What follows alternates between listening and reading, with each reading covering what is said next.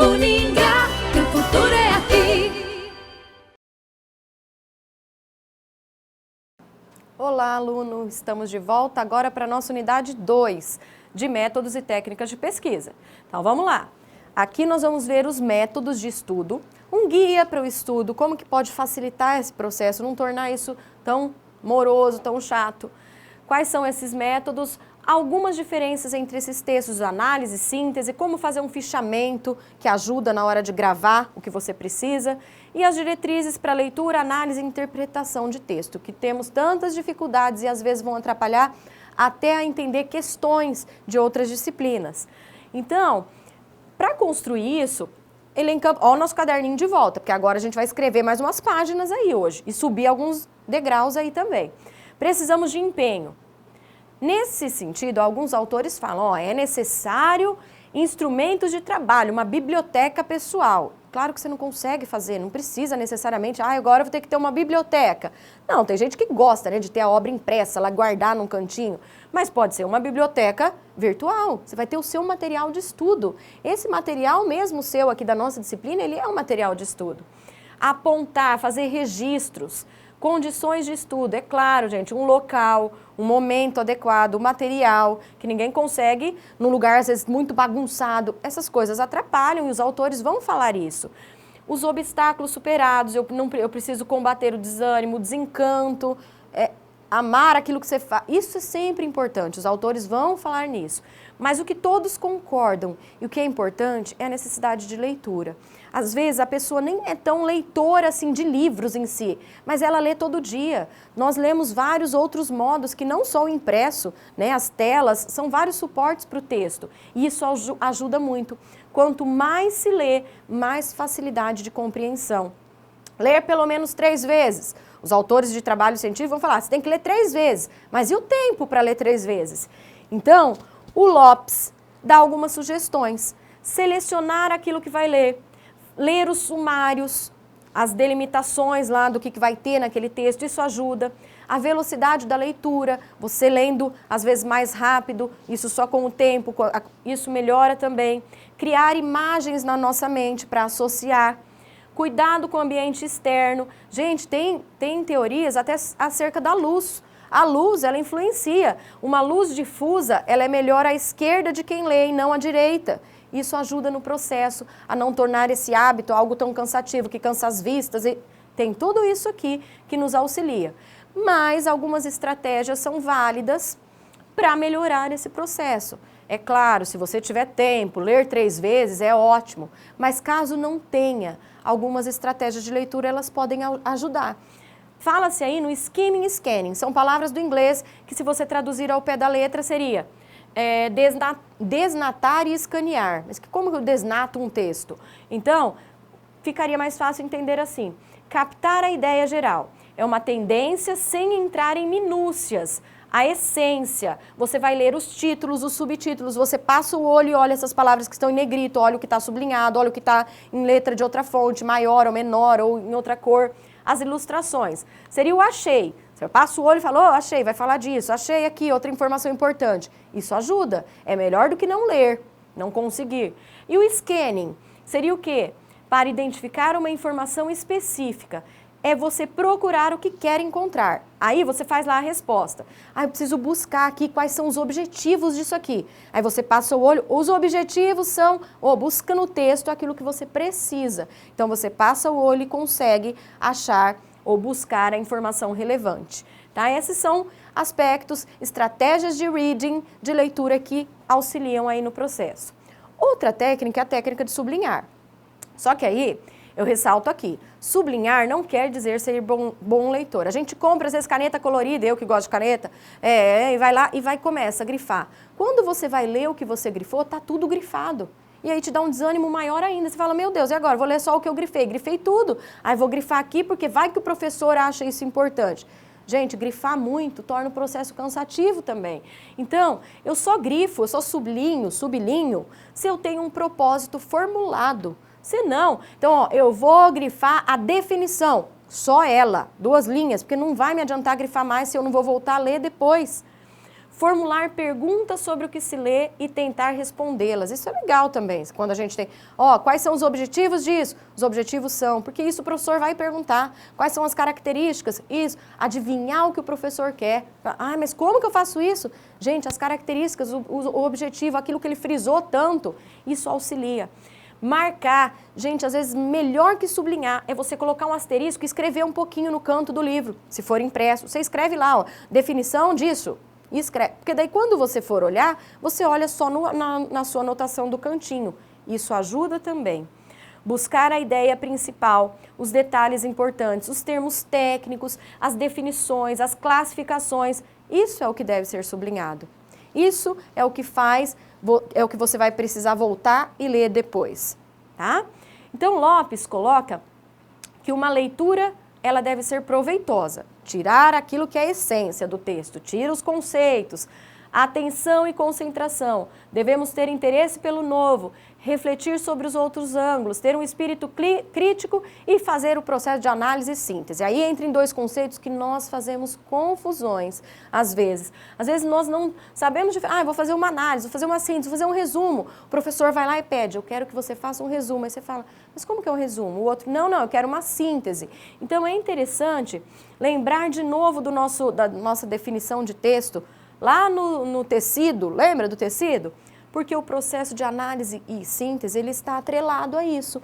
Quando você fala em análise, a análise seria o desfiar e a síntese seria o tecer. Como assim? Ó, a análise consiste na decomposição de um todo em suas partes. Por que a gente fala em análises clínicas e não síntese clínica? E aí a pessoa vai lá, tira o seu sangue, coloca em vários tubinhos para daí fazer o que chama de... Por quê? Ele decompôs, separou para investigar aquilo isoladamente, é o que é uma análise. Se o professor quer a análise de um texto, ele quer por partes, separado, que você explique cada uma delas. A síntese é o oposto. Seria o quê? Um método em que se vai da parte para o todo, das causas para o efeito. Seria a reconstituição das partes por meio de uma composição dos elementos, seguindo uma lógica de pensamento. Então, seria assim... Seria um quebra-cabeça você montando, você pega e reexplica e coloca as peças juntas, só que agora contando do seu jeito. O texto fala sobre, e aí você vai juntando e junta aquilo que a análise fez de forma separada. Tá? E o resumo? Mas daí, síntese e o resumo? O resumo, tanto a síntese quanto o resumo, eles tendem a ser menores. A síntese não necessariamente, porque às vezes você vai contar o que alguém contou e no teu modo de escrever acaba ficando maior do que o outro, porque você coloca outras palavras e junto. Então não necessariamente a síntese precisa ser pequena, não tem.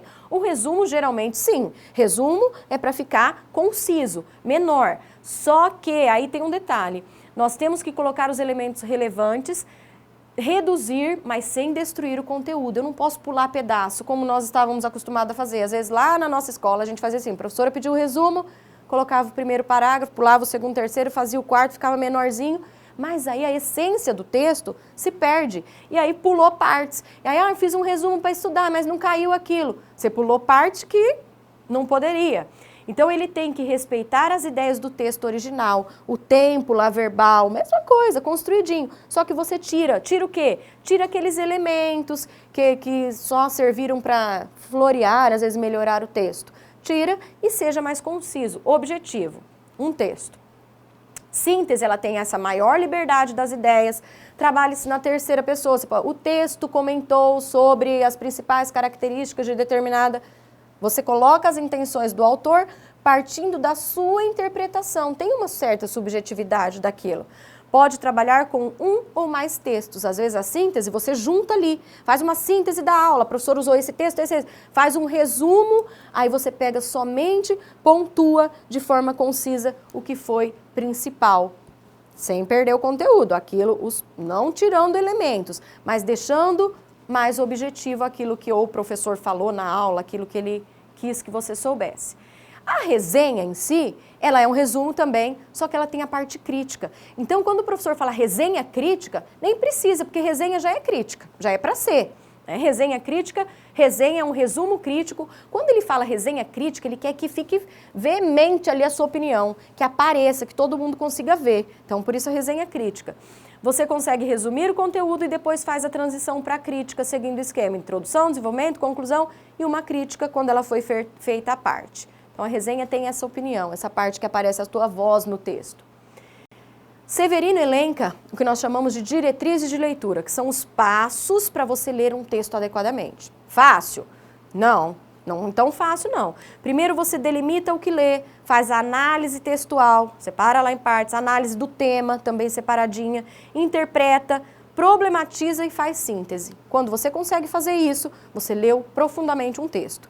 E aí, o que seria delimitar? Como é mais fácil de fazermos isso? Pesquisar dados sobre a vida e a obra do autor, isso ajuda. Identificar o vocabulário, algumas palavras que são diferentes, procurar o sentido dessas, os conceitos e termos fundamentais, localizar o texto, em que ano foi escrito, o tempo, o espaço, considera os fatos históricos. Aí você sabe o que você tem em mãos, você delimitou. Vai para a análise textual, compreensão global do texto, procurando ouvir o autor e aprender o conteúdo. Perguntas como: o que ajuda nisso, nessa parte de análise? Do que fala o texto? Qual o problema discutido? O que o autor fala sobre o texto? Que ideia tem? E aí, gente, como que eu acho o tema de um texto? O tema, quando o texto é bem escrito, o autor ele deixa saltar. Ele começa falando de algo aqui e ele vai encerrar o texto retomando para aquilo que começou. Então o tema, ele tá, se você ler geralmente o começo do texto e o fim lá, bem certinho, o autor ele fecha. E aí tá claro lá o que ele falou. Análise textual, você tem que descobrir aí qual foi o tema. A leitura interpretativa, você vai tomar uma posição sobre o conteúdo, tentando dar uma compreensão ao pensamento daquilo que você leu. O que eu compreendi disso? Quais são as visões? O que o autor quis que eu soubesse? Problematização, você pergunta, você relaciona aquele tema a todas as outras coisas que você já leu na sua vida e que tem relação com aquilo. Você traz a sua visão, né, os seus pensamentos, a tua contribuição para o texto e problematiza. Como que o autor responde ao problema levantado? As respostas. Que respostas isso revela? Ressaltamos que nessa fase trazemos para o texto a nossa visão de mundo. Isso você pode colocar, fazer nessa parte de problematização. Aí você lê bem um texto, porque você trouxe a sua visão naquela leitura que você está fazendo. E a síntese, uma vez cumprida todas as etapas anteriores, a leitura interpretativa, a problematização, a análise textual e aí vai, você consegue fazer aí um debate, uma reflexão e redigir aí talvez um novo texto. Aí você fala, aí o professor quer, o que você leu? Aí você faz a síntese depois de ter feito tudo isso. Então é um trabalho que, mas eu vou conseguir fazer tudo? Não, mas quando você faz algumas dessas, já te auxiliam a saber melhor o que foi falado no texto que você tem em mãos. Isso auxilia no processo também. Uma sugestão é você aplicar essas diretrizes, que eu acabei de falar aí, nesse curta-metragem. Digita lá no YouTube, tem lá, Vida Maria. Esse filminho é um curta-metragem aí de torno de 9 minutos, não dá 9. E ele é um filminho que ganhou vários prêmios. Por quê? Gente, todas as diretrizes, elas conseguem ser aplicadas aqui. E o autor, a visão de tema que eu coloquei lá, começar e terminar o texto com a mesma imagem, ele faz isso de forma grandiosa nesse curta-metragem. Então, quando você pesquisa detalhes sobre o filme, encontra o tema, o que o filme mostra, que outras coisas eu já li sobre isso? Fase da problematização. Eu sei que tem uns filmes parecidos com isso. Problematizou. E reconta, e você conseguir recontar a história, você fez a síntese, fez as etapas, as diretrizes de leitura, mesmo sem perceber. Nós conseguimos. Faz esse exercíciozinho no filme Vida Maria. E tenta achar o tema para mim. Qual é a ideia que o autor começa e qual que ele termina falando a mesma coisa? O que ele mostra com isso? É importante e a gente consegue. Para documentar tudo isso, fichamento. Como que faz um fichamento? Um fichamento ele serve para fichar, para descrever ali, colocar as principais ideias. Ele pode ser de 4 tipos: bibliográfico, de citações, de conteúdo e crítico. Vamos pela palavra que nós já entendemos tudo ali. Biblio, vem de livros, biblioteca, né? Então é um fichamento da obra, é a ideia geral. Você consegue fichar lá, colocar a referência e elencar do que a obra falou. A obra, então, numa ideia geral, essa obra falou disso. Fiz um fichamento bibliográfico. De citações, você transcreve partes, você cita partes do texto que você leu para recuperar depois. Copia lá, coloca a referência, copia umas partes. De conteúdo, você vai fazer como se tivesse uma síntese, cada parte explicadinho, o texto falou disso, depois em seguida o autor faz isso, você faz como se fosse um resumo do texto. E o crítico, como se fosse a resenha, dá ali a sua opinião. Essa obra inserida no campo das ciências ajuda-nos a entender o conceito disso, é relevante porque é das últimas 10 que foram... Faz aí o seu papel, coloca a sua voz no fichamento. Tá? Geralmente o modelo dele, você coloca ali o teu título, a referência da obra e aqui o modelo que você quer. Esse, como você colocou igualzinho, ó, pegou um trecho, ó, aspas, eu sei que esse é um fichamento de quê? Um fichamento de citação, porque você pegou uma parte do texto que você está lendo, que provavelmente você vai usar depois, em algum trabalho ou para estudar, no que você quiser. Essas são alternativas, elas são coisas que auxiliam o processo, fichamento, resumo, resenha, e podem te ajudar a construir aí a tua pesquisa, a tua participação no cenário da metodologia de pesquisa. Até mais!